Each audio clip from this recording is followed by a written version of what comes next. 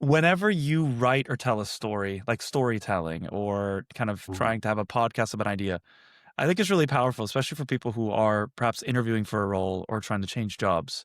Whenever I would kind of try to apply for product manager roles in tech, I remember I'd do a game jam or I'd do a hackathon, of which Mm. now they're all remote. It's really hard to find an in-person one nowadays, but before COVID, there were loads. And a really good habit that I got into is that I'd write an article on Medium. I had my own little Medium profile.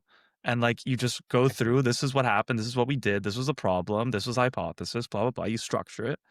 Mm. And it was cool to have, and I got maybe like 300 reads, whatever it was. It's nice to get a couple comments, but that's not the actual hack in there. That's a side product.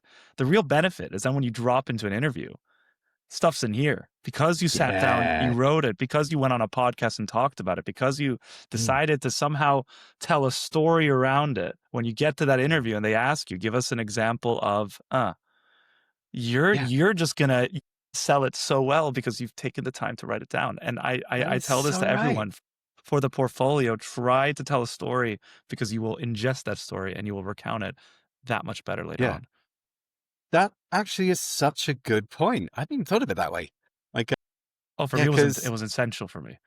yeah, and there is something about like when, like, I mean, people talk about the value of journaling and the value of writing out your day.